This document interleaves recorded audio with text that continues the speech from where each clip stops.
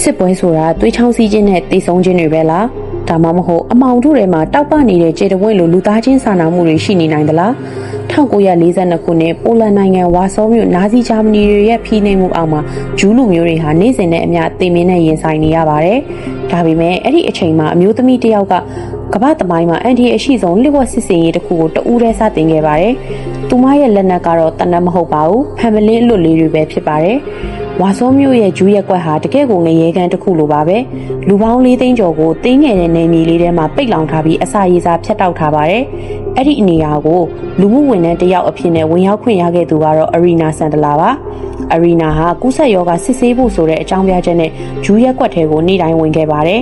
ဒါပေမဲ့သူမရဲ့တကယ့်ရည်ရွယ်ချက်ကတော့တေရင်းထဲကကလေးငယ်တွေကိုကယ်ထုတ်ဖို့ပါပဲနာဇီစစ်သားတွေရဲ့မျက်စိအောက်ကနေကလေးငယ်တွေကိုဘလူခိုးထုတ်ခဲ့တာလဲအဖြေကတော့ရင်သက်ရှုမောစရာပါသူမဟာကလေးငယ်တွေကိုအိတ်ကြီးတွေထဲမှာထည့်တယ်အဝတ်ဟောင်းတွေကြားမှာဝတ်တယ်တချို့ဆိုရင်အခေါင်းတလားထဲမှာတောင်ထည့်ပြီးအပြင်ကိုခိုးထုတ်ခဲ့ပါတယ်သူမမောင်းတဲ့ကားထဲမှာခွေးတစ်ကောင်ကိုအမြဲတမ်းထည့်ထားလေးရှိပြီးကလေးတွေငိုတန်ကိုနာဇီတွေမကြောက်အောင်ခွေးကိုဟောင်ခိုင်းပြီးအတန်ဖုံးခဲ့တာပါကဲထုတ်လာတဲ့ကလေးတွေကိုပိုလန်မိသားစုတွေခရစ်ယာန်ဘုန်းတော်ကြီးကျောင်းတွေမှာနာမည်အသစ်တွေနဲ့လုံခြုံအောင်ဝတ်ထားပေးခဲ့ပါတယ်ဒါပေမဲ့ပြဿနာတစ်ခုရှိပါတယ်စစ်ကြီးပြီးလို့ဒီကလေးတွေဟာသူတို့ရဲ့မိဘအရင်းတွေနဲ့ဘယ်လိုပြန်တွေ့ကြမလဲ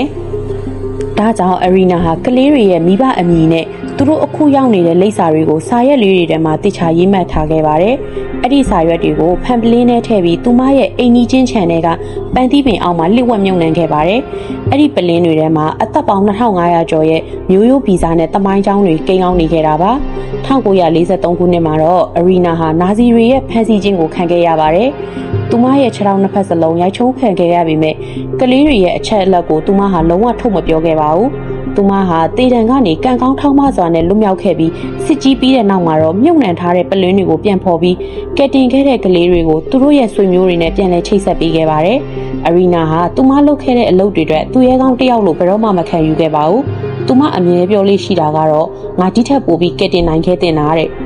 အရီနာဆန်ဒလာရဲ့ဇလန်ဟာကျွန်တော်တို့ကိုသင်ခန်းစာတစ်ခုပေးခဲ့ပါတယ်။အမောင်ဆုံးအချိန်တွေမှာတော့လူသားတစ်ယောက်ရဲ့စိတ်ဓာတ်ဟာအလင်းရောင်ကိုဖန်တီးနိုင်တယ်ဆိုတာပါပဲ။ဒီဗီဒီယိုကိုကြိုက်နေတတ်တယ်ဆိုရင် like and subscribe လုပ်သွားဖို့မမေ့ပါနဲ့။အခုလိုမျိုးထူးခြားတဲ့သမိုင်းဝင်ပုံကိုယ်တွေအကြောင်းကိုထပ်သိချင်ရင်တော့ comment မှာရေးပေးခဲ့ပါဦး။အဆုံးထိကြည့်ရှုပေးလို့ thank you